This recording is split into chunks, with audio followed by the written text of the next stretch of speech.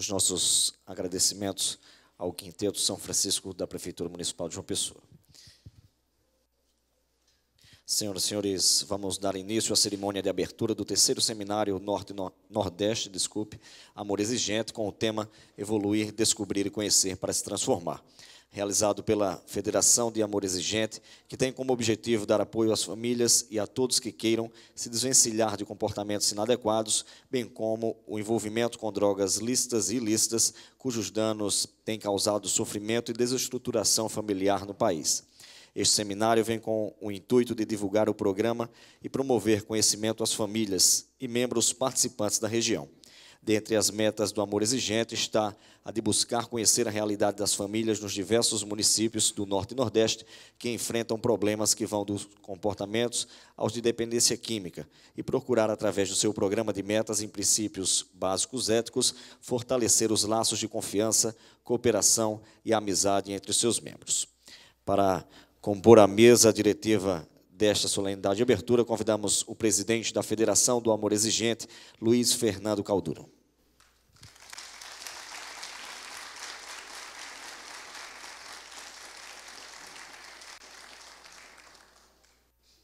Convidamos também a coordenadora regional da Federação, a senhora Tânia Maria Farias Toscano.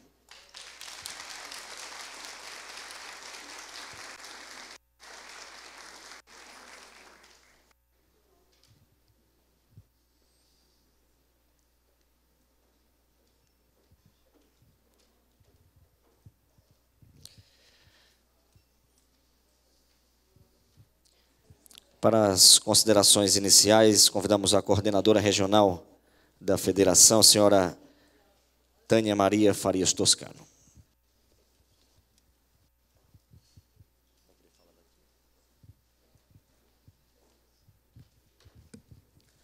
Boa noite a todos.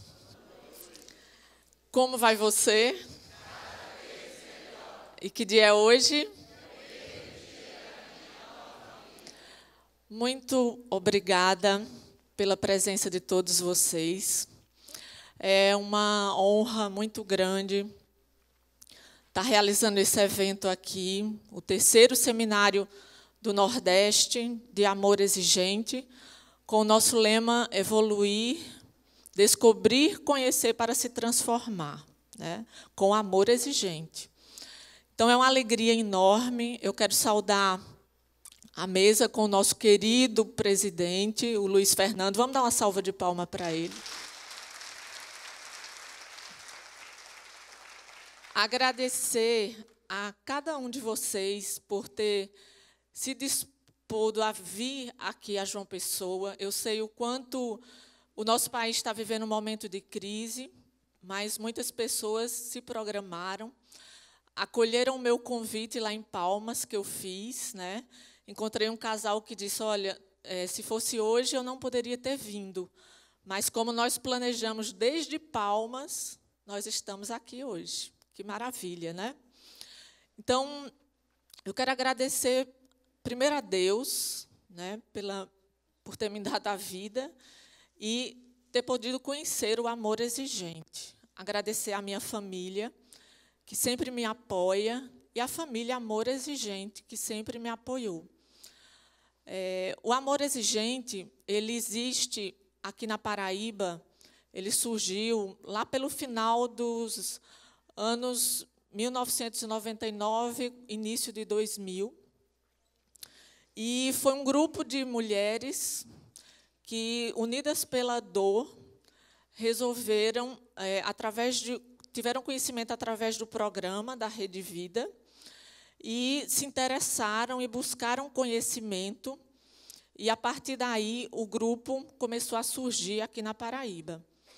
E essas mulheres que, através da dor e do sofrimento, mas também buscando a qualidade de vida, buscando a melhoria da vida delas, e surgiram com o grupo aqui. Hoje, essas mulheres estão aqui, algumas delas, né, ainda fazem parte do Amor Exigente, graças a Deus, que está aí com mais de 18 anos aqui na Paraíba.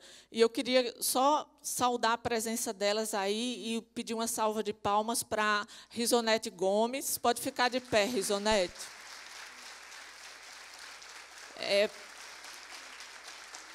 Também para Inês Farias, que as duas nos brindaram hoje com uma oficina maravilhosa do Mindfulness. Pode ficar de pé, Inês, para o povo lhe conhecer.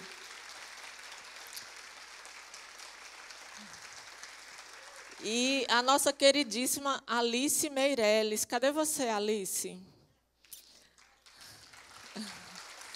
Olha aí. Um grupo ainda era maior, tinha mais pessoas, elas começaram o grupo e o grupo foi se expandindo. E lá pelo ano de 2004, acho que 2005, eu também conheci o Amor Exigente, como muitos de vocês, através da dor, e me engajei nesse grupo, né? A Risonete me acolheu com muito carinho, com muito afeto, e eu me afeiçoei demais ao grupo. Eu sou separada, mãe de 3 filhos, e meus familiares, uma parte deles moram em Campina Grande, e eu não tinha família aqui. Então, o Amor Exigente ele surgiu para mim como uma família. E, realmente, ao longo desses 14 anos, eu fui adquirindo conhecimento e, cada vez mais, me apaixonando pela essa proposta. Essa proposta ela transformou a minha vida. Eu era um patinho feio, muito tímida, muito calada, muito insegura.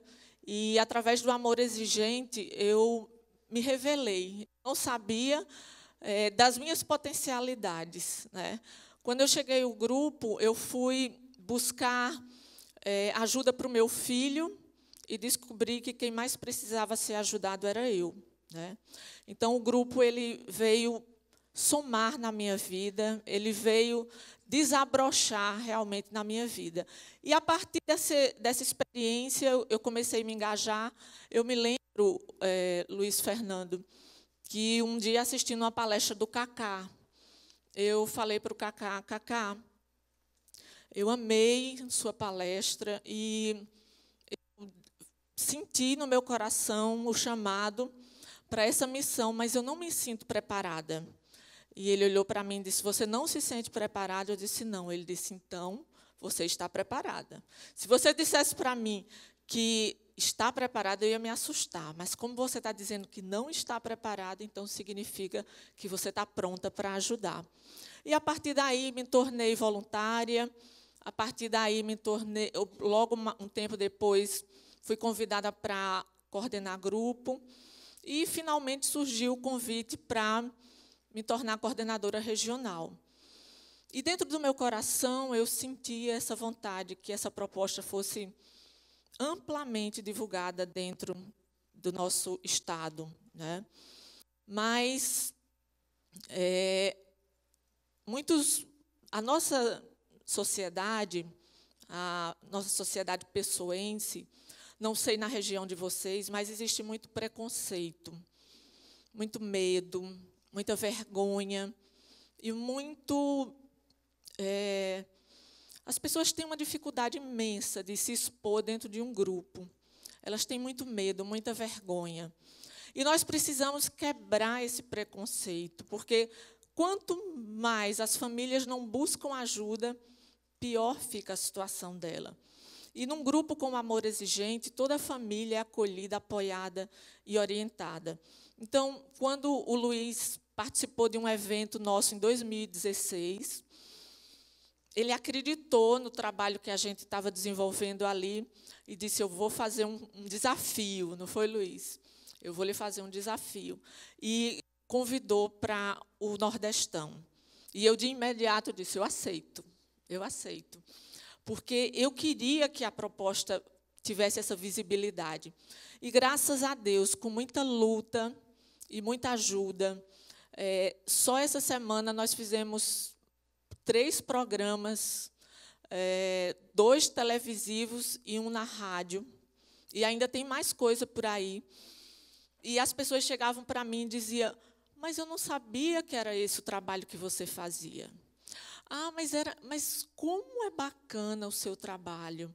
Gente, como eu já falei isso para as pessoas, aos 4 cantos, mas a mídia é que dá visibilidade. Né? Então, como foi bacana essa repercussão que teve desses dias em que eu pude aparecer na televisão, no rádio, e quantas pessoas entenderam o que é a proposta, e eu tenho certeza que, a partir desse Nordestão, muitos frutos nós vamos colher com amor exigente. E eu também não posso deixar de falar hoje de uma pessoa maravilhosa que mora em Campina Grande, que é o nosso queridíssimo Aguinaldo Batista. Cadê você, Aguinaldo?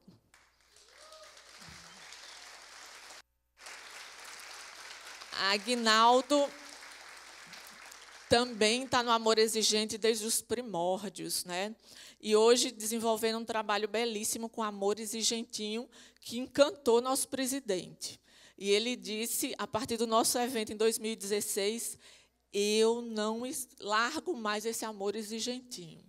E ele é, assim, apaixonado pelo Amor Exigentinho. E, por falar em Amor Exigentinho, o Amor Exigentinho surgiu aqui no Nordeste. Foi através da Edileuza. Ela que teve o insight de começar a trabalhar as crianças. E hoje nós temos, aqui no nosso evento, mais de 16 crianças. A regional do Rio Grande do Norte está trazendo, e a regional da Paraíba está trazendo as crianças, especialmente o Aguinaldo, que faz esse trabalho lá em Campina Grande.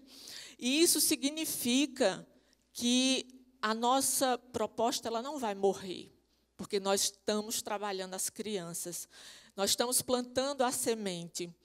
Hoje nós vivemos uma realidade muito dura para nós que estamos há mais tempo dentro do AE.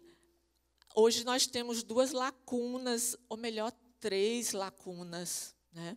Eu queria dedicar esse Nordestão à nossa queridíssima Liane Castrilhon, que não está mais entre nós. Né? Mas, aonde ela estiver, ela vai estar feliz, né? Porque nós estamos aqui lutando para o amor exigente não morrer, não acabar. E temos também que começar a lidar com essa realidade, que é o nosso queridíssimo padre Haroldo, que também não pôde estar entre nós, e a dona Mara. Né? Ficamos tristes sem a presença deles, mas temos que caminhar. Temos que continuar a nossa luta. Não podemos esmorecer, não podemos parar. Né? E essas pessoas são o ícone do nosso projeto, mas eles são humanos, né? E uma hora eles não vão estar mais presentes conosco e precisamos plantar essa semente do amor exigentinho para que a nossa proposta floresça cada vez mais. Então, chega de delongas, já tomei muito tempo de vocês. Quero dizer a vocês que tudo aqui foi pensado com muito carinho, com muito amor, e que vocês desfrutem ao máximo desses momentos que nós pensamos, idealizamos para vocês. Quem participou dos pré-eventos hoje pela manhã? Levanta a mão. E aí, foi bom, gente? Eu, infelizmente, ou felizmente, eu não pude estar presente. Queria muito, mas eu não sou onipresente. Então, eu tive que optar e não deixar o meu queridíssimo Ricardo fazer a maratona dele de palestras que nós fizemos hoje de manhã na rede municipal aqui de João Pessoa. Tinha quase 500 alunos. Hoje ele fez palestra para essa quantidade de alunos e os alunos assim choraram e se encantaram com a proposta, né? Então eu quero agradecer assim muitíssimo ao Ricardo. Ele está aí. Vamos dar uma salva de palmas para ele. está ali. E depois, nós fomos para um colégio particular também, que tinha, acho que em torno de 400 crianças também, adolescentes, e eles choraram, quase que a gente tinha que botar os lencinhos lá para eles, porque eles se debulharam. O Ricardo, ele tem esse maravilhoso de tocar no coração das pessoas, e foi muito linda a minha experiência com você hoje, Ricardo. Eu quero agradecer de coração, e eu tenho certeza que nós plantamos uma semente na Secretaria de Educação do município, e eu espero em Deus, Bernadette, que ela floresça. Então, eu quero agradecer profundamente a todos vocês, dizer que meu coração se enche de alegria, de gratidão. Hoje, quando eu entrei nesse palco, nesse local, que vi essas flores, foi um sinal de Deus para mim, porque eu amo a primavera. Eu nasci em setembro, meus 2 filhos menores nasceram em setembro, e eu ganhei, o ano passado, um netinho que nasceu em setembro. Então, o mês de setembro é um mês muito significativo para mim, porque eu amo as flores, né? E aí, o André, irmão da Alice, me presenteou com esses arranjos que eu não consigo nem tirar os olhos deles, tão belíssimos. Vamos dar uma salva de palmas aí para o André. E assim, a gente vai criando essa rede, né? Muita gente boa, muita gente bacana, que quando diz, é esse evento, é essa proposta, então eu vou te ajudar. Então, todas as portas se abriram para mim, para tudo isso estar acontecendo hoje. Agradeço a Deus, a minha família e a todos vocês. Muito obrigada.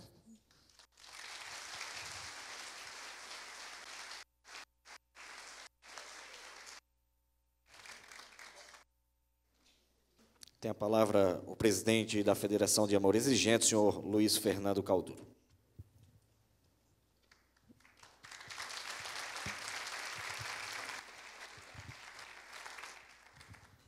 Boa noite! Como vai você? E que dia é hoje? Tem alguém aqui que não conhece o Amor Exigente, que está vindo aqui para o evento pela primeira vez? Então vocês não estranhem este nosso Como vai você e que dia é hoje. É uma marca registrada do Amor Exigente, mas a vocês que levantaram o braço agora, eu quero dizer que hoje vocês são as pessoas mais importantes deste evento. Amor Exigente é uma proposta extraordinária de qualidade de vida que salva a vida de muitas pessoas. Tânia disse que salvou a vida dela, salvou a minha vida também. FEAE está em festa hoje, Tânia. E queridos amigos do Amor Exigente e da Sociedade de João Pessoa, porque estamos realizando mais um sonho: implementar os cursos regionais e os seminários regionais de Amor Exigente. O Brasil é um país muito grande, e vocês sabem que o Amor Exigente hoje é internacional. Hoje, nossa amiga Inês ficou surpresa de saber que o Amor Exigente era internacional. Mas nós temos grupos fora do Brasil, no Uruguai, na Argentina, no Paraguai, e esta semana iniciou-se um grupo na Itália. Por falar nisso, nós estamos aqui com a nossa coordenadora regional da Argentina, a Glória, nossa irmã que veio prestigiar o evento. Glória, por favor, fique de pé para você receber a acolhida da nossa plateia.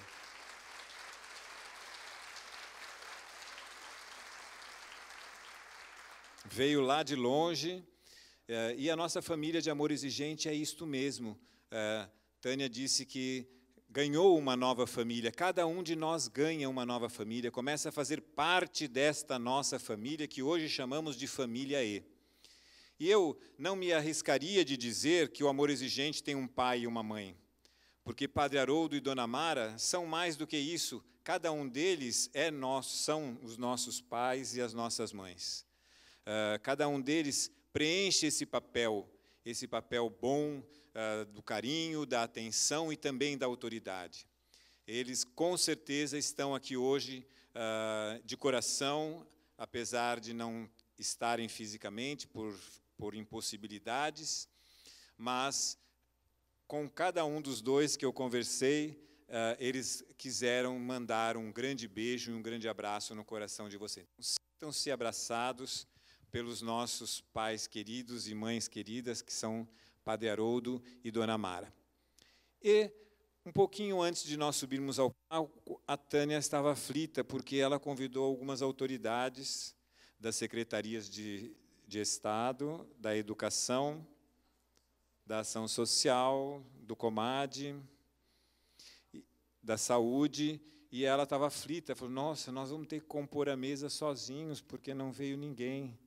Mas, sabe, amor exigente não é isto. Faz o papel que a sociedade, que o primeiro setor, infelizmente, não sabe fazer. Então, nós estamos aqui para fazer a diferença. E, na verdade, esses aplausos são para vocês, porque vocês são a nata da sociedade brasileira. Cada um dos voluntários do Amor Exigente se torna a pessoa mais importante do local aonde vive, do local aonde age. Porque esta acolhida especial que o Amor Exigente dá, nenhuma outra entidade dá, nenhuma outra Secretaria de Estado ou organização dá. O Amor Exigente, de fato, é especial. Eu estou muito contente de estar participando, eu estou muito agradecido a Tânia de ter dito sim a esse terceiro seminário. O primeiro foi em Recife.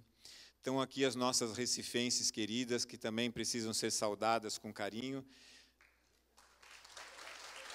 Fizeram o primeiro seminário de Amor Exigente ao povo do Recife aí. Abriram o portão. Sabe como foi, gente? No Congresso de Maceió, que foi o primeiro congresso do Nordeste, o primeiro congresso nacional e internacional do Amor Exigente, que foi realizado no Nordeste do Brasil.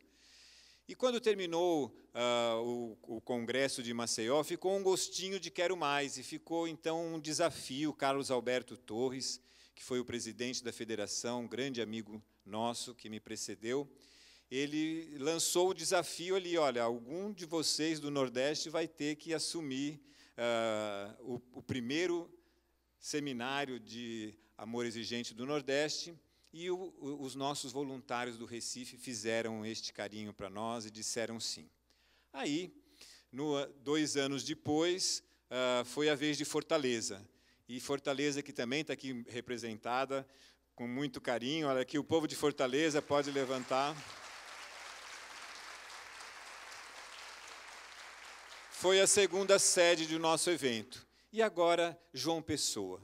Nesta bela cidade, com esta bela coordenadora regional, com este belo auditório, com estas belas flores, o auditório cheio, porque vocês disseram sim ao Amor Exigente, porque o Amor Exigente um dia disse sim para cada um de vocês. Estamos realizando o terceiro seminário do Nordeste de Amor Exigente. Agora, fizeram escola, porque o Sul ficou com inveja. Ah, que negócio é esse de termos nordestão? Nós precisamos ter também um sulão. E aí lançamos o desafio, porque o estado de Santa Catarina é um estado onde o Amor Exigente precisava crescer bastante. A gente sempre vai neste sentido de buscar o crescimento. Levamos o último congresso para Palmas, no coração do Brasil, porque aquela região central do Brasil precisa muito de Amor Exigente. Hoje tive a boa notícia do pessoal de Fortaleza, dizendo que os grupos lá estão fortalecidos, e eu penso que o seminário segundo lá realizado foi responsável por isso. Então, Florianópolis, no mês passado, sediou o primeiro Sulão. A Tânia ficou um pouquinho com ciúmes quando nós anunciamos que nós íamos ter um Sulão muito próximo do Nordestão. Quase que ela brigou comigo, mas ela tem um coração lindo que não briga com ninguém. E, na verdade, a ideia realmente não é fazer com que as pessoas se movimentem tanto, porque fica tão difícil, né? Nós estamos numa época de crise tremenda. Aliás, eu nasci numa época de crise, eu estou com 63 anos, eu só ouço dizer de crise. Mas eu acho que um dia ela vai parar, né? Mas, como o Brasil é muito grande, agora nós temos no sul os nossos irmãos da Argentina, do Uruguai e do Paraguai, então pensamos em ter também o Sulão, não como concorrente, mas fazendo este papel de unificar e a linguagem e as pessoas, porque participar de um evento como esse, mais do que informação, é nós nos congregarmos, é nós abraçarmos, e eu estou muito feliz hoje de ter abraçado muitos de vocês, e eu não quero sair daqui até domingo sem abraçar pelo menos cada um de vocês uma vez. Os outros a gente repete porque nós já nos tornamos mesmo essa grande família. Então, nós teremos agora, daqui 2 anos, mais um Sulão e mais um Nordestão. O Sulão acontecerá em Porto Alegre. Aqui, o povo de Porto Alegre está aqui. Depois vai ter um momento de convidar todos para o Sulão. Disseram sim também. E o próximo Nordestão, que será surpresa. Só vou anunciar no domingo, no encerramento deste evento. Mas já temos a sede para o próximo Nordestão. E é assim, de evento em evento, de seminário em seminário, de congresso em congresso, cada vez que nós nos encontramos, o nosso coração se enche de alegria e a Federação de Amor Exigente vai cumprindo o seu papel, unificar a linguagem dos voluntários, o papel de trazer sempre aquilo que está acontecendo de mais importante no Brasil em termos de amor exigente e nos nossos países vizinhos, mas realmente o meu encanto para este encontro foi o Amor Exigentinho. O Amor Exigentinho hoje já me deixou emocionado porque se reuniram lá na porta de entrada para fazer uma foto comigo e eu gostaria de que eles viessem aqui à frente. Então, os jovens do Amor Exigentinho que estão aqui presentes, por favor, venham. Quero que vocês sejam aplaudidos aqui na frente, por favor. Podem vir.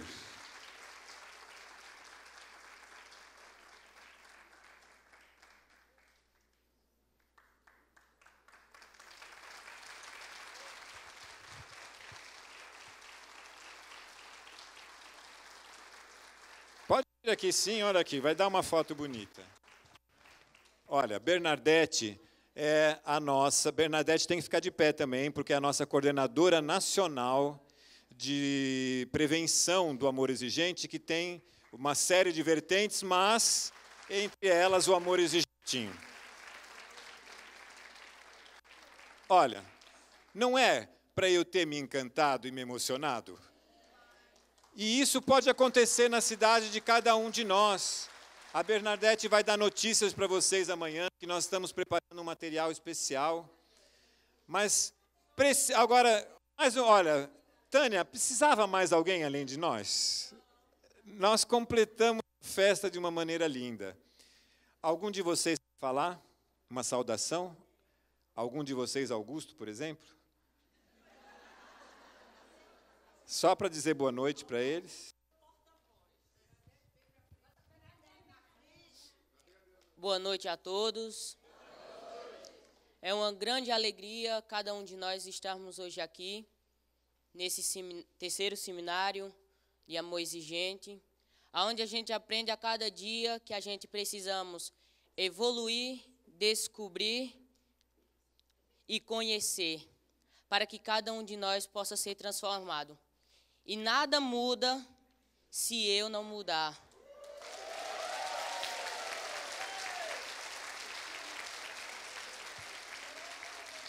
Então, cada um de nós que estamos hoje aqui, estamos muito gratos, porque primeiramente agradecemos a Deus, porque cada um de nós chegamos hoje aqui com saúde, com vida, e também agradecemos a nossa coordenadora Tânia, nosso presidente Luiz, e também agradeço a Aguinaldo Batista e a dona Margarete, e a todos que já estão aqui presentes. Muito obrigada a todos.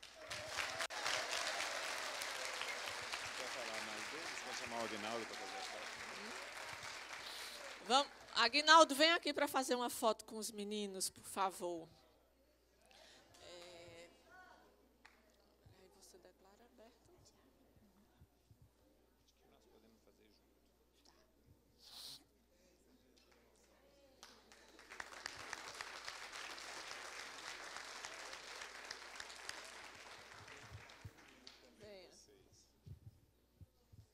Fotógrafo, por favor.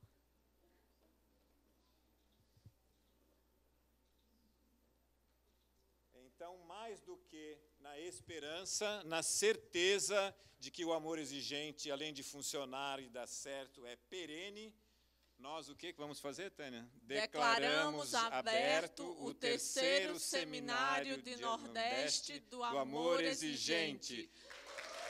Bem-vindos!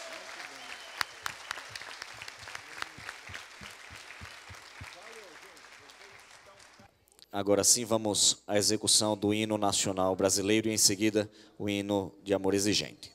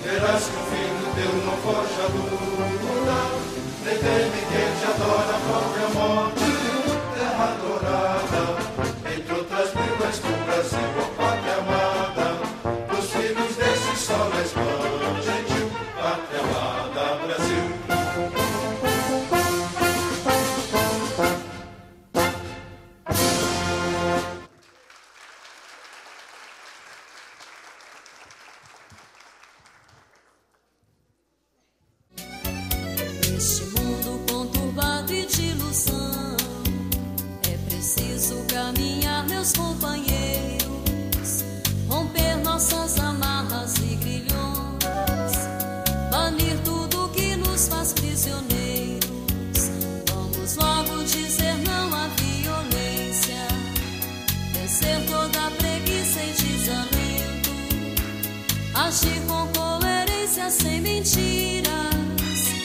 fazendo do amor um juramento, agir com coerência sem mentiras, fazendo do amor um juramento.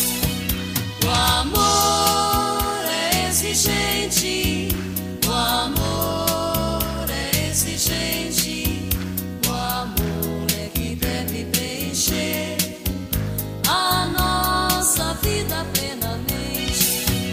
O amor é exigente, o amor é exigente, o amor é que deve preencher a nossa vida plenamente.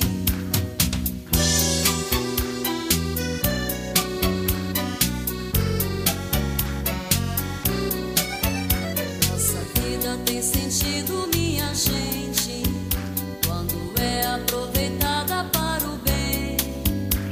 Amar é construir um mundo novo, amar é dar apoio a alguém. Já é hora de abrir novos caminhos e surgir aquela vida inovadora. Foi Deus que nos criou a sua imagem, legando-nos sua força criadora. Foi Deus que nos criou a sua imagem, legando-nos sua força criadora. O amor é exigente, o amor é exigente, o amor é que deve preencher a nossa vida plenamente.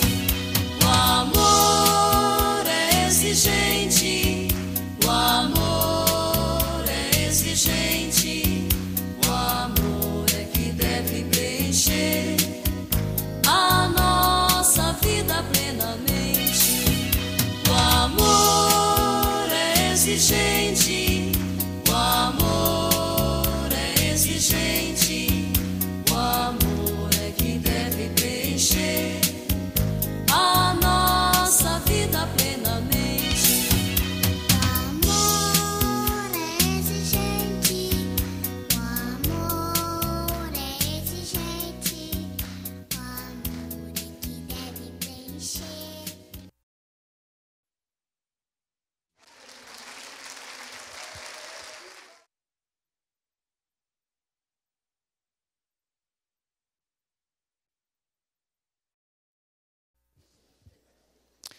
Teremos a seguir a palestra com o tema As 7 Chaves da Oração da Serenidade, com o senhor Roberto Maier, coordenador da Regional Paulistana Centro, a quem convidamos ao palco. A oração da serenidade, rezada em voz alta por todos os participantes de cada reunião semanal de Amor Exigente, Alcoólicos Anônimos, Narcóticos Anônimos e de vários outros grupos de apoio, faz com que ela seja pronunciada milhões de vezes por ano. Entretanto, é comum terminarmos repetindo a oração mecanicamente e assim perdermos a oportunidade de contemplar a sua verdadeira beleza e profundidade. Então, para a palestra, tem a palavra o senhor Roberto Maia. Muito obrigado. Em primeiro lugar, boa noite a todos. Meu agradecimento especial à Tânia, organizadora aqui do Nordestão, e à diretoria da FEAE, por me confiar aqui a responsabilidade e a honra de abrir aqui o nosso terceiro seminário do Nordeste. Eu quero começar com esta frase, que nós começamos todas as nossas reuniões, perguntando: como vai você? E a segunda parte nós vamos fazer daqui a pouco, né? E eu vou explicar por quê, né? O meu objetivo aqui é tentar aprofundar essas questões. Quando nós plugamos nossos cérebros nessa onda do cada vez melhor, precisamos refletir sobre o que nós estamos falando. A gente pode, por exemplo, lembrar da Madre Teresa de Calcutá, que dizia que o objetivo dela era que ninguém saísse da presença dela sem se sentir melhor ou mais feliz. Isso poderia ser uma das explicações.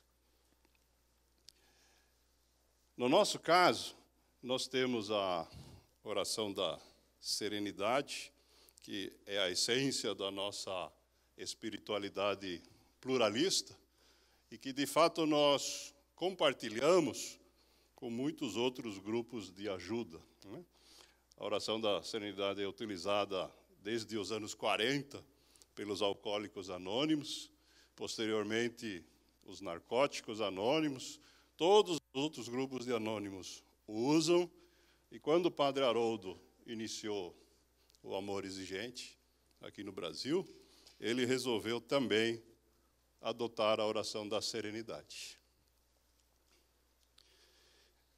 Em todos os grupos, anônimos e Amor Exigente, a parte central da oração é esta aqui.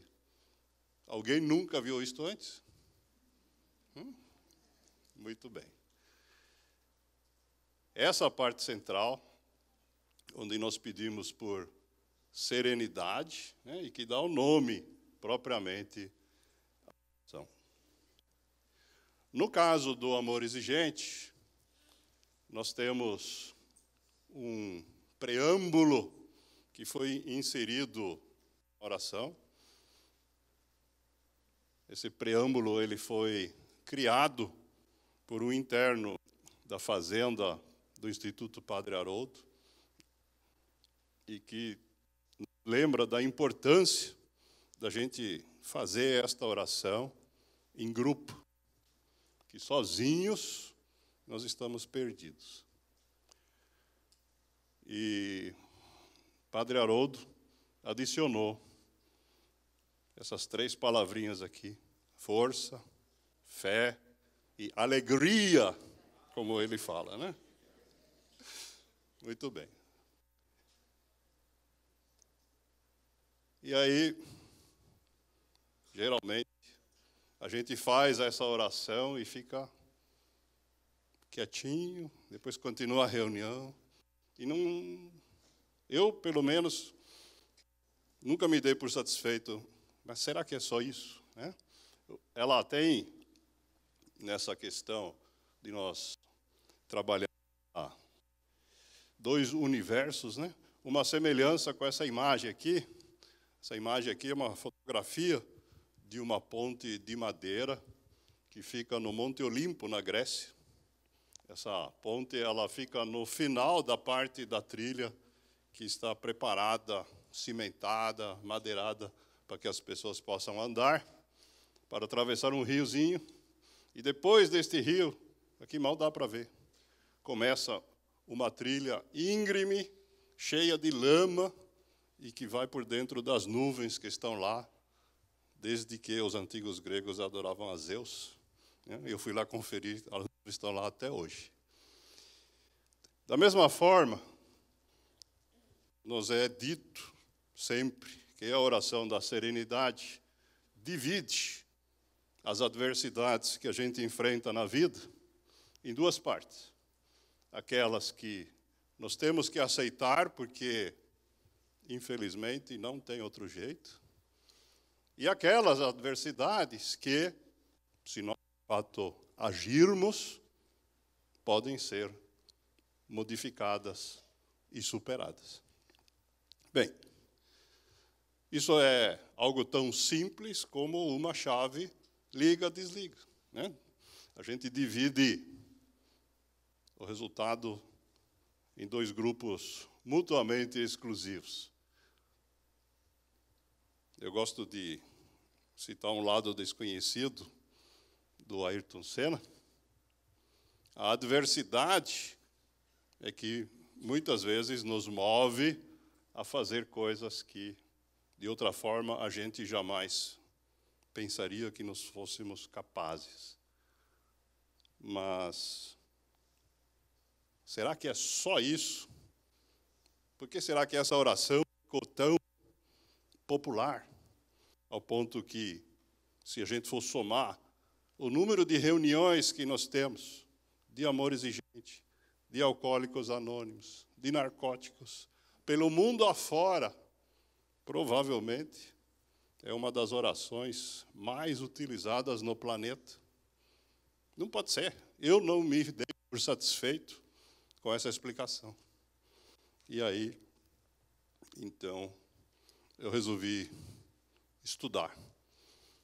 E essa apresentação aqui é, na verdade, um pequeno resumo de um universo enorme que eu descobri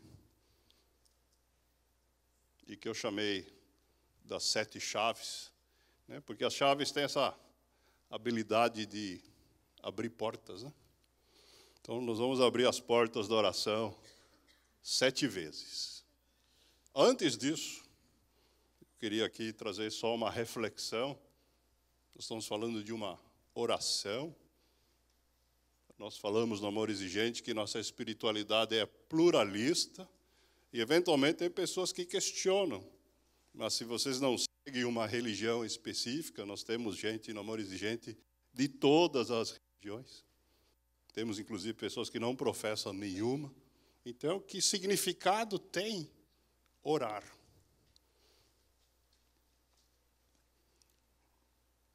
O resumo aqui diz o seguinte: orar não é aquilo que você faz somente quando você vai num templo, numa igreja, ou quando você junta as mãos e olha para cima e faz pedidos. Orar é uma ação espiritual que você executa sempre que você trabalha para o bem. Então, quando nós abraçamos as pessoas, quando nós preparamos um alimento pensando nos outros, quando a gente se preocupa com alguém que vai sair de viagem e diz: tome cuidado na estrada, ou quando nós, voluntários de Amor Exigente, doamos o nosso tempo, a nossa energia para as pessoas que precisam de ajuda, tudo isso são formas de oração. Ou seja, a oração é, ao mesmo tempo, um pensamento, uma vibração, um sentimento, e que expressa a nossa espiritualidade. Eu, pelo menos, entendo assim. E sob essa ótica, então, eu comecei a trabalhar o que eu chamo aqui das chaves da oração da serenidade. Obviamente, a serenidade é a primeira delas. Continuando, a segunda chave que nós vamos abrir é a aceitação. A terceira chave é a coragem. A quarta chave é a sabedoria. A quinta chave é a força. A sexta chave é a fé. E a sétima chave é a alegria. Então, eu vou dedicar agora alguns minutinhos a falar de cada uma delas. Vou começar pela serenidade. O que é a serenidade? Muitas vezes as pessoas pensam que estar num estado de serenidade significa que nós não temos problemas, que nós não temos dificuldades, que nós não temos nada a nos prejudicar. Só que isto não é verdade. Infelizmente, caso vocês não tenham percebido ainda, acho que no Amor Exigente todo mundo sabe, as dificuldades sempre acontecem. O que nós temos que entender é que elas são oportunidades que nos permitem progredir. As dificuldades é que nos incentivam a que a gente evolua, né, para, como nós dizemos no chavão, ficar cada vez melhor. A serenidade também é chamada de paz interior. Algumas pessoas confundem a paz interior com a felicidade Esse é outro mito do mundo moderno. Eu quero viver para ser feliz. E aí a gente tem que se perguntar, o que é essa tal de felicidade? Em vez de explicar, eu vou contar uma história que ilustra esse conceito. Esse livro que está retratado aqui é um presente que um príncipe recebeu quando ascendeu ao trono, jovem e imaturo, sucedendo ao pai, que era o rei do seu país. E o sábio que lhe entregou esse livro disse a ele assim: olha, este livro tem a receita da felicidade, mas você só deve usá-lo na sua vida quando realmente precisar. E mais, este livro só tem 2 páginas. Então você vai poder usar ele em 2 situações na sua vida. Ele achou meio estranho, guardou esse livro, esqueceu. Passaram-se muitos anos, ele já era um rei bem maduro, só que ele teve um problema com o país vizinho, entrou em guerra. E na guerra, o país dele estava indo mal. Estava começando a perder a batalha e achando que ia acabar a ter que se render. E aí, uma noite que ele não estava conseguindo dormir, ele se lembrou do livro que ele tinha ganho, no dia que ele foi coroado. Aí ele resolveu abrir na primeira página, e para surpresa dele, só tinha 2 palavras escritas ali. Estava escrito assim: isto passa. Simples, né? Ele leu essa mensagem e entendeu que aquele problema era passageiro, que ele tinha forças para superar aquilo, se encheu de coragem, chamou os conselheiros, chamou os generais, reorganizaram tudo que não estava funcionando, terminaram vencendo a guerra e tudo voltou ao normal no reino.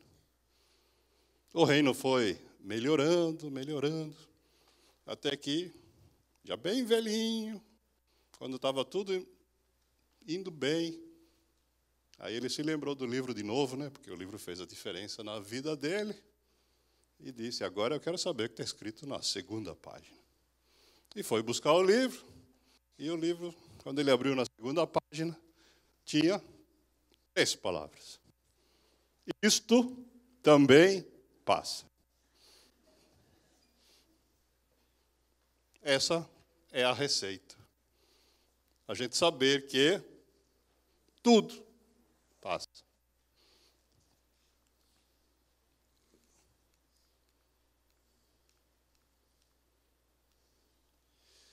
Muito bem. E se tudo passa, por que nós temos que passar pelos males? Tem gente que enfrenta males terríveis e duvida, mesmo pessoas muito fervorosas na sua fé, da existência do poder superior. Então a gente se questiona, por que existe o mal? E aqui a gente tem algumas respostas, de visões diferentes, mas que eu entendo sejam complementares. Nós temos aqui a visão judaica e a visão espírita, diz que quando o mundo foi criado e entregue a nós seres humanos, ele propositalmente não foi feito para ser perfeito. Para quê? Para que nós, humanos, usando a nossa capacidade de criação inovadora, conhecimento científico, tecnológico, nós possamos ter a oportunidade de completar esse trabalho.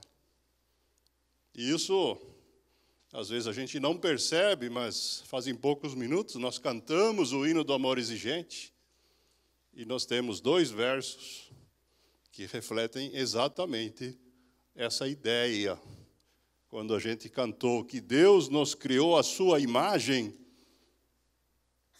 Ele não é barbudo que nem eu, e não se parece fisicamente com nenhum de nós. E tem gente que é duvida da existência dele. Então, qual é a semelhança? A semelhança é exatamente o que o segundo verso aqui nos chama a atenção, que é a nossa força criadora. Se tivesse tudo certinho, tudo redondinho, não tivesse mal nenhum, qual o problema que você ia resolver?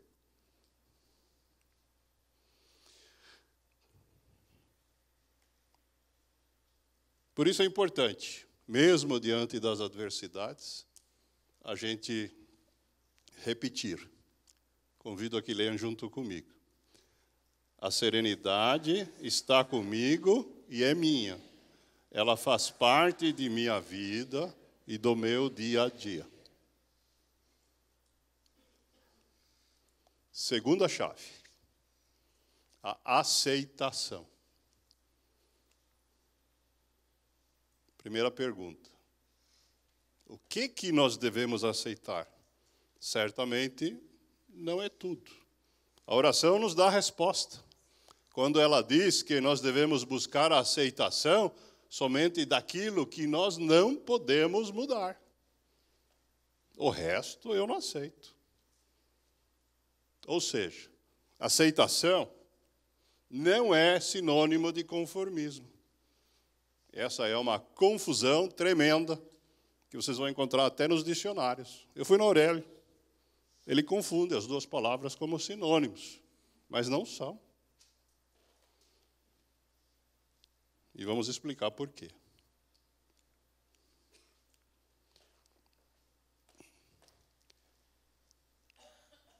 Para entender, eu vou colocar aqui uma outra parábola. Vamos imaginar que a nossa vida esteja sendo desenvolvida dentro deste barco. Este barco está navegando no mar, que tem lá suas tormentas, suas ondas. Alguém nos colocou nesse barco e a gente não sabe, nem lembra direito quando, não sabemos por quê, e nós não conseguimos controlar esse mar. Mas aquelas ondas que nós já passamos, não dá para voltar atrás e passar de novo.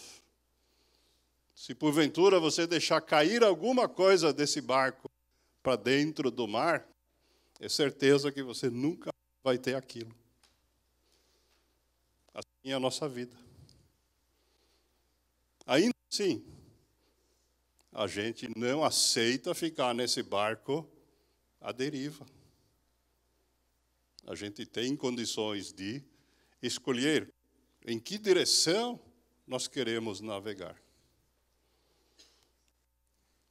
A frase do Confúcio, filósofo chinês, de mais ou menos 2.500 anos atrás, resume isso de uma outra forma. Quando ele diz que você não pode mudar o vento, mas você pode ajustar as velas do seu barco para chegar aonde você quer. Então, aceitação e conformismo não são a mesma coisa. Vejam, aceitar se refere àquilo que nós não podemos mudar. Nós não podemos mudar o passado. Já foi. São as ondas que nós já navegamos. Nós não podemos mudar a morte, aquelas pessoas que já se foram. Temos que aceitar. Não estão mais no barco.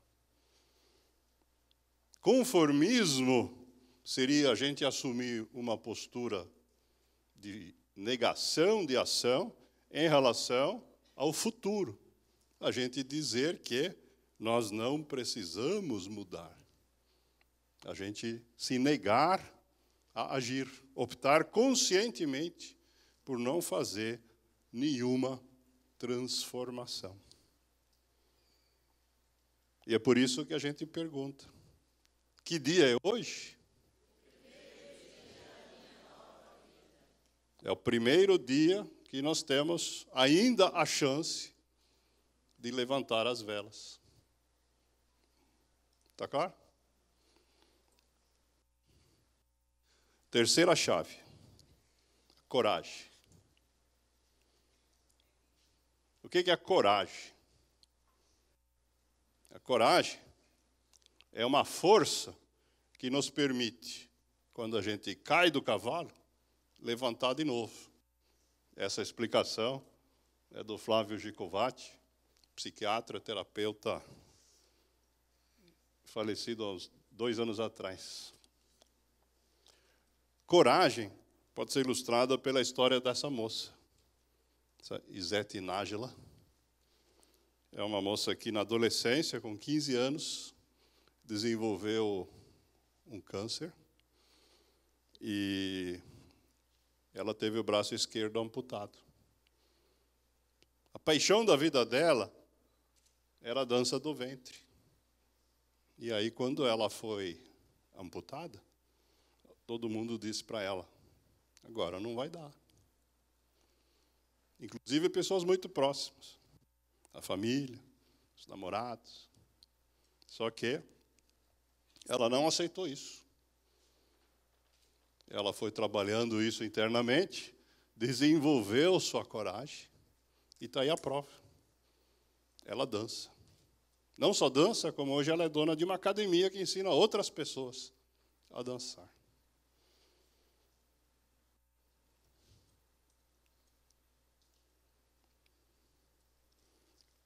Dalai Lama, mestre budista, ensina a gente que a coragem precisa ser aplicada hoje, agora.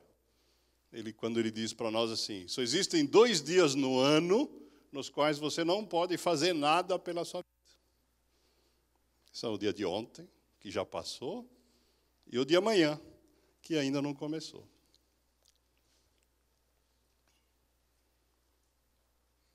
O que é coragem? Coragem, em primeiro lugar, significa o seguinte: precisamos de ajuda. Aceitarmos que precisamos de ajuda, como quando nós chegamos a um grupo de amor exigente, ou a um grupo de anônimos, e perseverar, se mantendo, isto é um ato de coragem.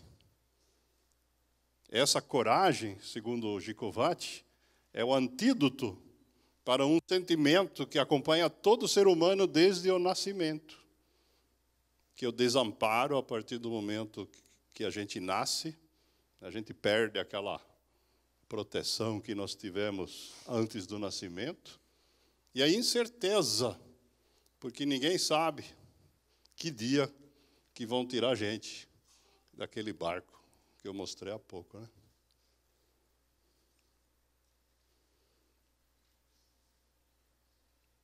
E aqui eu tenho um ponto de discordância com o Padre Haroldo.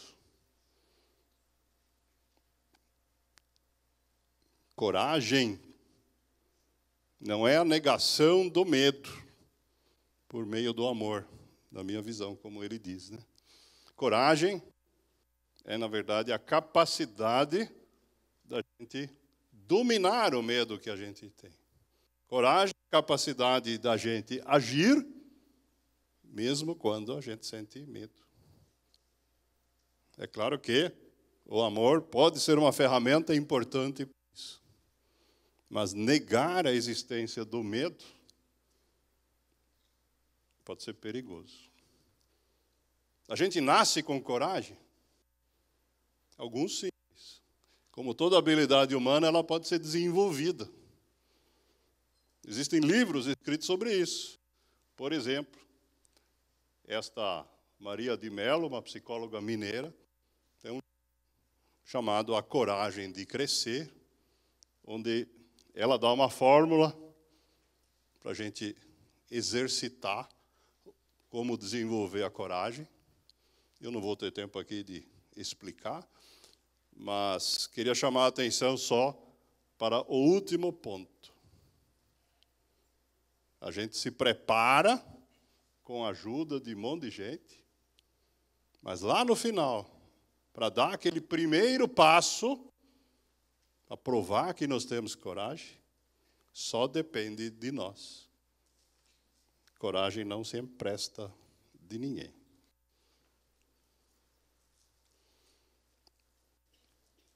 Quarta chave, a sabedoria. O que é ser sábio? Aqui tem outra frase da tradição chinesa, que diz assim: os sábios são aqueles que aprendem com os erros dos outros. Aqueles que vêm nas reuniões de amor exigente e aprendem com as experiências dos outros. São sábios.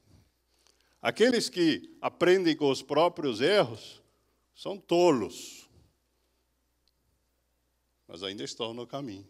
E dizem os chineses, os idiotas são os que não aprendem nunca.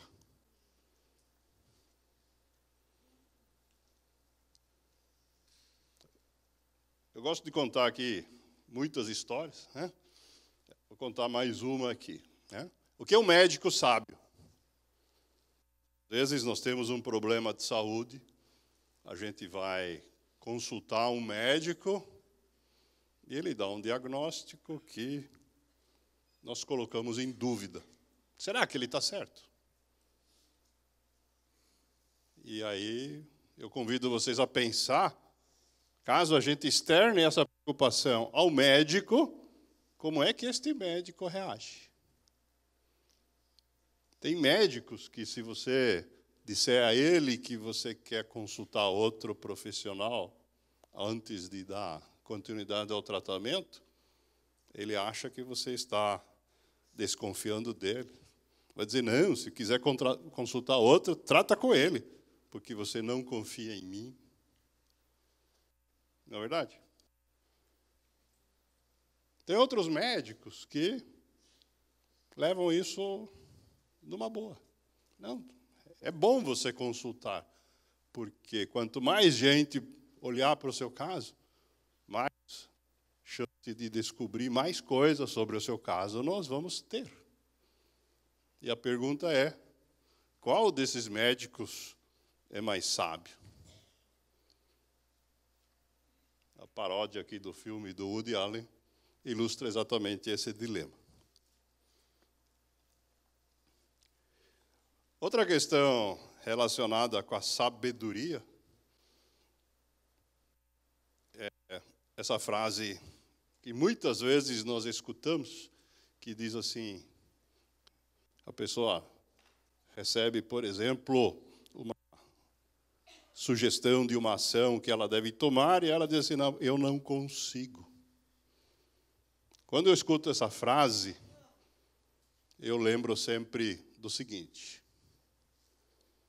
um animalzinho pequenininho, chamado formiga. Esses animais, acho que todo mundo conhece, né? Eles, se a gente comparar o tamanho de uma formiga com o seu peso, com o seu tamanho e a sua capacidade de carga, e a gente projetar isso para o nosso tamanho de seres humanos, então, se você estiver sentindo fome, você deveria ter a capacidade de sair a pé da sua casa e andar 60 quilômetros para buscar comida. Você consegue? Em relação ao peso que elas carregam, uma formiga carrega o equivalente a mais ou menos 10 vezes o peso do corpo dela. Então, se você pesa 60 ou 70 quilos, você deveria ser capaz de carregar um carro pequeno. E a gente reage dizendo, eu não consigo. Mas aqui tem uma foto que prova que tem pessoas que conseguem. Esse fortão ali resolveu tirar o carro que estava atrapalhando o caminho dele, sozinho. E eu tenho certeza que se o eixo desse carro estiver sendo esmagado, um ente querido seu, você vai lá e levanta o carro. Não é verdade?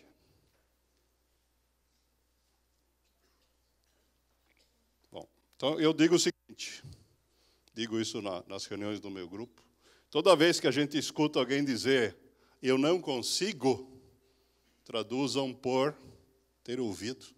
Eu não quero. Quando a gente diz que não consegue, a gente está escolhendo não fazer. O que precisa? Sabedoria. O que é a verdadeira sabedoria? Nada mais do que mudar de opinião.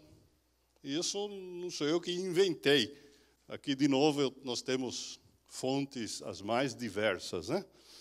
O Kant, um filósofo do século XVIII, disse que o sábio pode mudar de opinião. O idiota nunca. Ele não sabe de nada, não dá para mudar de opinião. O Dalai Lama, que aqui está na fotografia, junto com Carl Sagan, astrônomo já falecido, que fez aquela série de televisão, Cosmos, talvez alguém se lembre, fez muito sucesso na televisão. Diz assim: corrija um sábio e o fará mais sábio. Se você apontar um erro para alguém que é sábio, ele vai saber mais. Mas se você corrigir o ignorante, você estará fazendo um inimigo. A mesma opinião está presente, por exemplo, na Bíblia, no livro de Provérbios, atribuído ao rei Salomão, diz, né, que o homem vaidoso não gosta de que eu corrija. Por isso que ele nunca pede conselho aos sábios. É a mesma coisa que o Kant disse, em outras palavras. Logo adiante diz assim: o tolo não tem prazer no entendimento, mas tão somente em expressar sua opinião. Ele não está interessado em saber, apenas em aparecer, né? E para ficar aqui com a sabedoria do nosso Nordeste, né, tem aqui uma frase do Paulo Freire, que diz que ninguém ignora tudo e ninguém sabe tudo. Todos nós sabemos alguma coisa e todos nós ignoramos alguma coisa. Por isso, quando interagimos, sempre aprendemos alguma coisa. Quem está no amor exigente sabe disso muito bem, né? Cabe então a pergunta: será que a sabedoria plena é uma utopia? Será que é possível sermos realmente sábios? E a resposta se baseia em dois aspectos. Primeiro, o conhecimento que nós já acumulamos ao longo dos séculos, conhecimento literário, científico, sociológico, filosófico, espiritual, na atualidade é tão grande que o cérebro de nenhum ser humano sozinho tem capacidade de armazenar tudo. Não dá. Biologicamente, nós não temos capacidade de armazenamento suficiente para isso. E mais, se a gente pudesse ter a sabedoria completa, saber de tudo, inclusive do que vai nos acontecer no futuro e assim por diante, a gente estaria se igualando ao poder superior. O que a gente sabe que não é dado esse direito. No entanto, a sabedoria é uma utopia muito útil. Essa frase ali em verde, eu não sei quem é o autor, não consegui encontrar, eu aprendi ela com meu avô. E diz assim, que as utopias são como as estrelas. As estrelas nós não conseguimos alcançar, mas elas são muito úteis para a gente navegar, para se orientar no nosso barco. A mesma coisa com a sabedoria. Chave número 5. Força. Que força é essa que Padre Haroldo quer que a gente lembre toda vez que a gente faz a oração da serenidade? Não é a força dos heróis em quadrinhos. Esse ficou famoso dizendo: eu tenho a força. Tem outro tipo de força, que o cara diz assim: eu sou a força. Esse sujeito andou no noticiário nos últimos tempos, né? Ameaçando, inclusive, os Estados Unidos. Né? Reconhece? O líder da Coreia do Norte. E esses daqui são fortes? O que Mahatma Gandhi, Martin Luther King e Nelson Mandela têm em comum? Que força é essa? Eles não tiveram força militar, nem essa capacidade de subjugar as pessoas, como os tiranos fazem. Quando um tirano usa a força para dominar as pessoas, normalmente acontece que esse processo ele não se dá uma vez, se dá de forma contínua. Os adversários são destruídos, fuzilados, presos, de forma contínua. Por quê? Porque aquele sujeito que usa esse mecanismo, na verdade, ele é frágil. E esta é a forma que ele tem de não expor esta fragilidade. Estes líderes, ao contrário, eles manifestaram um conjunto de ideias que convenceram as pessoas voluntariamente. E se 2 desses 3 aqui governaram seu país, não foi porque eles quiseram, foi porque as pessoas pediram a eles. Tem que ser você. Esses são os verdadeiros fortes. Resumindo, então, a verdadeira força não está em a gente conseguir dominar outras pessoas, mas em exercer o domínio sobre nós mesmos. Aquilo que a gente costuma chamar de autocontrole. E pedir por força significa que nós queremos fazer isso mesmo quando a gente enfrenta adversidades.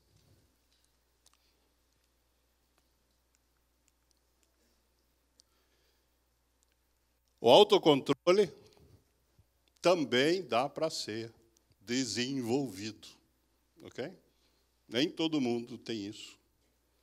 E nós temos diversas técnicas para isso, desde as mais simples, como contar até 10, 20 ou 200, até técnicas milenares de meditação, ou recentes, como mindfulness, que nós tivemos oficina hoje de manhã.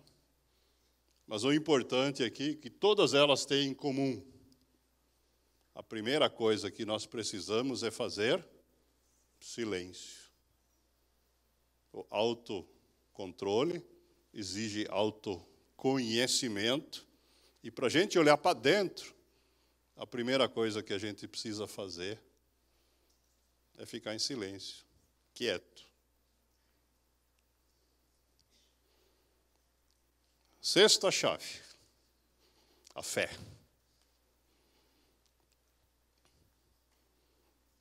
Para a gente entender o que seja fé, eu gosto de fazer essa pergunta. Para que nos puseram nesse barco?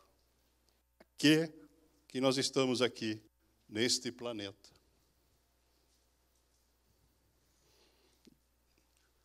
Essa frase aqui à direita já circulou pelas redes sociais há algum tempo.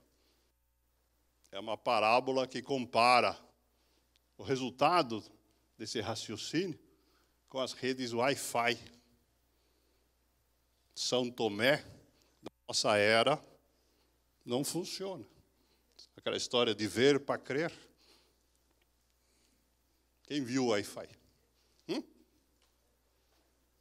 Da mesma forma, para a gente ter essa conexão, não é possível ver.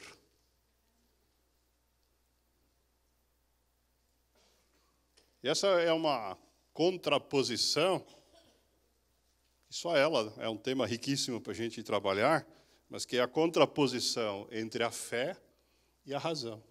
Fé significa, essencialmente, a gente acreditar naquilo que a gente não entende direito.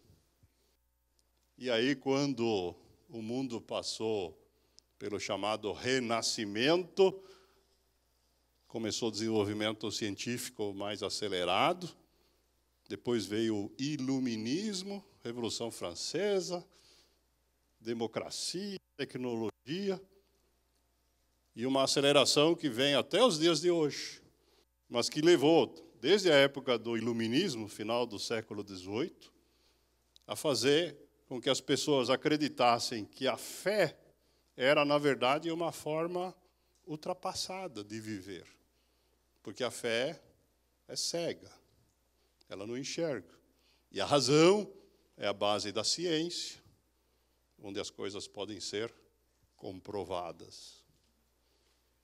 Isso prevaleceu, mesmo no mundo científico, por mais ou menos uns 140 anos. Até que no começo do século XX, teve vários resultados científicos. O mais importante, eu estou citando aqui, é um teorema chamado da incompletude, de autoria desse matemático austríaco, Kurt Gödel. Em 1931, provou o seguinte. É muito simples de dizer o que ele provou. Mostrar como prova é difícil.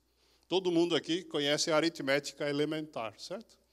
Somar, subtrair, etc.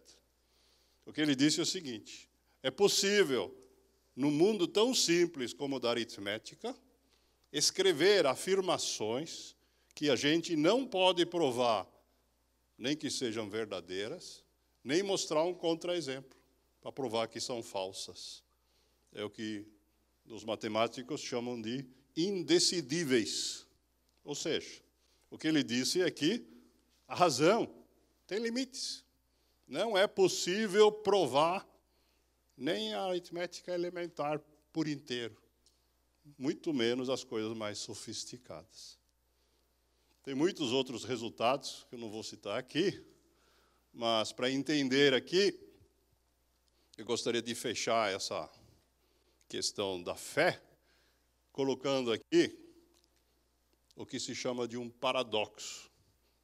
Um paradoxo é aquilo que, conforme a maneira da gente raciocinar, nos leva a uma conclusão oposta da outra.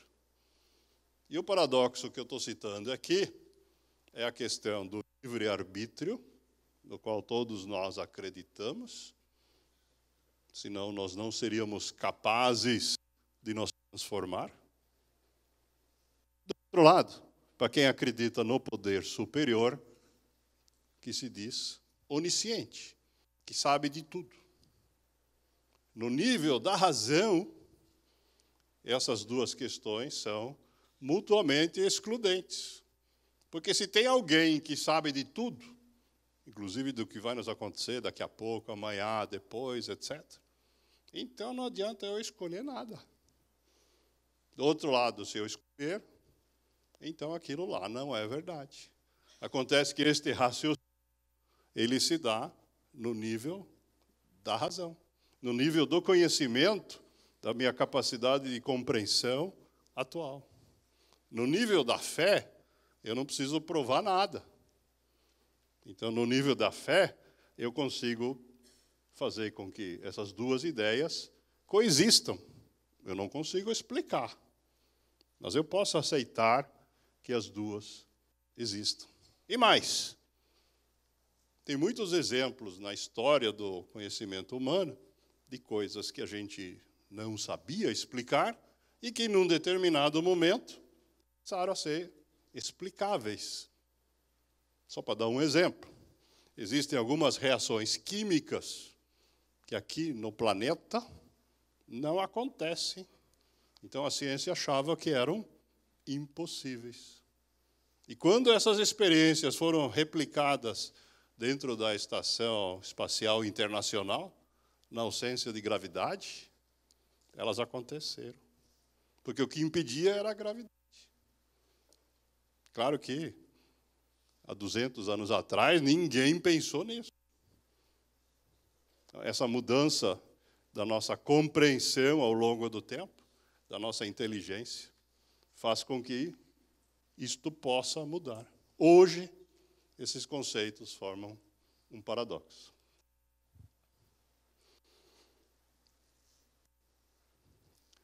Por último, vamos falar da alegria.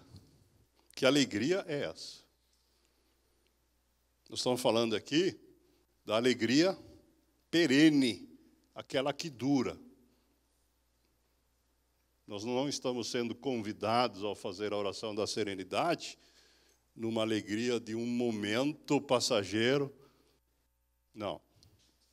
E essa é uma concepção que vem desde a antiguidade.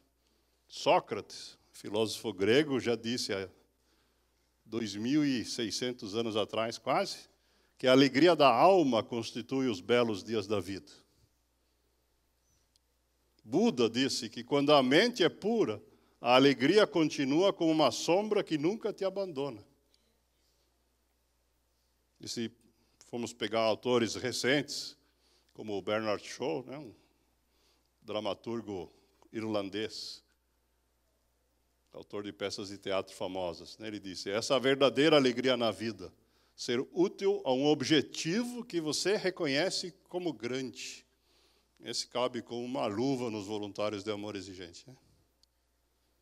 Ou seja, a alegria é uma atitude interior, é uma atitude espiritual que não depende das circunstâncias e que está entrelaçada com um monte de outros conceitos.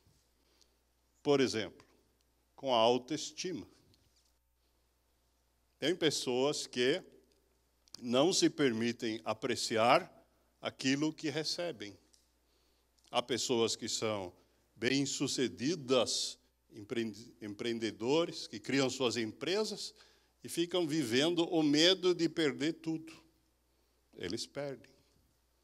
Tem mães que ganham filhos e não se permitem a alegria de cuidar deles. Entram em depressão pós-parto. O que acontece com essas pessoas? Ao antecipar a perda que possivelmente venha acontecer com aquilo que elas receberam, elas acabam se auto-boicotando por falta de autoestima. No fundo, achar que não merece. A alegria também combina com a esperança. Tristeza, nós temos o direito de ter. Mas a tristeza é a agonia de um momento infeliz. Todos passamos. O que nós não podemos é cultivar a tristeza. Cultivar a tristeza é um erro para toda a vida. Essa frase de um político inglês do começo do século passado. A esperança funciona com a alegria, da mesma forma como o desespero está para a depressão. Esse é um psiquiatra americano especializado em dependência química. A esperança é o caminho para a alegria, da mesma forma que o desespero leva para a depressão. Quando a gente entra em desespero, se a gente deixar se levar por esse turbilhão, a gente termina deprimido. Dá para evitar o desespero? Às vezes não. O que nós precisamos é de força para perceber que ele acontece e transformar em esperança para manter a nossa alegria. Ou seja, essa alegria que nós estamos sendo convidados é uma alegria que a gente alcança quando a gente percebe que nós temos mérito em receber aquilo que nos é dado, que nós temos um propósito aqui, que nós não estamos aqui nesse planeta, nesse barco, em vão. Esse conjunto, pegando aí as 7 chaves de maneira conjunta, é o pequeno resumo, na verdade, de um trabalho que eu iniciei para fazer o trabalho de espiritualidade no grupo de Amor Exigente, onde eu frequento toda semana, o grupo São Luís, lá em São Paulo, na Avenida Paulista. E que, quando eu comecei a juntar esse material, eu acabei, na verdade, sendo incentivado a trabalhar ele, a tal ponto que acabou virando um texto, um livro, que já foi aprovado para publicação na editora Vozes. Ele deve sair no primeiro semestre de 2019. E eu tive a honra de ter o Padre Haroldo escrevendo o prefácio e a Dona Mara escrevendo uma introdução. Isso, é claro, exigiu contato bastante intenso com eles durante um bom período. E, na verdade, esse livro, ele cobre alguns itens, além dessas 7 chaves, claro, com muito mais detalhes do que eu posso apresentar aqui.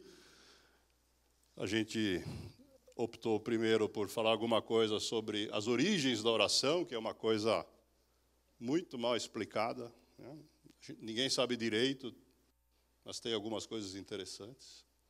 E sobre um outro conjunto aí de questões que fazem parte da espiritualidade pluralista, que a gente promove no Amor Exigente, que são cobertas de forma indireta pela oração, por isso não são chaves, mas que fazem parte desse universo, como trabalhar a questão da humildade e da honra, da riqueza e do tempo, que fazem parte dos nossos recursos, a questão da solidariedade, que leva ao pilar da responsabilidade social, a sobriedade, que denomina um de nossos tipos de subgrupos, mas, na verdade, representa uma atitude espiritual e não apenas a ausência de uso de uma determinada substância. E nós deixamos como 2 apêndices, 2 temas importantes. O primeiro deles, como é que fica a espiritualidade no caso das pessoas que não acreditam na existência de um poder superior, ou que não o fazem no modelo tradicional das religiões majoritárias. E essa questão que eu citei aqui, muito de passagem, sobre os limites da nossa racionalidade. Bem, talvez alguns tenham dormido, né? Então aqui eu fiz um resumo para quem acordou agora, né? E acho que alguns estão acordados. O que é espiritualidade? Essencialmente, é fazer o bem. Lembram da definição de oração que eu dei no início? É fazer o bem. Fazer significa que nós temos que agir. Não adianta nada, né? A gente se dizer perfeito, que nós somos espirituais, ficar mandando mensagens todo dia para todo mundo nas redes sociais, no WhatsApp, lembrando da espiritualidade e deixar de agir. Aí nós vamos ser esse lápis aqui, né? Que parece perfeito, mas que nunca foi usado para escrever nada.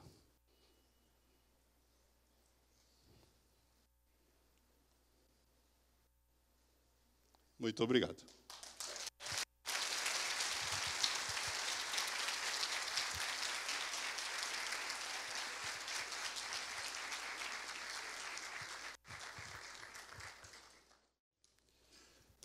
Eu gostaria, para a gente encerrar esse bloco, convidar vocês a que a gente se levante para fazermos a oração da serenidade, lembrando de todo esse conteúdo.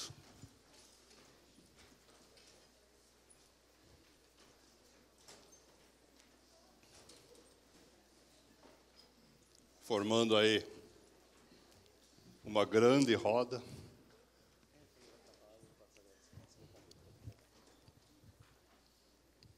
Pensando naqueles que a gente gostaria que estivessem aqui com a gente, mas não estão. E pensando em tudo aquilo que nós podemos fazer para o bem. Vamos lá? Eu seguro a minha mão na sua, o seu, para que juntos possamos fazer aquilo que sozinho não consigo. Concedei-me, Senhor, a serenidade necessária para aceitar as coisas que eu não posso modificar, coragem para modificar as que eu posso, e sabedoria para distinguir uma das outras. Força, fé e alegria!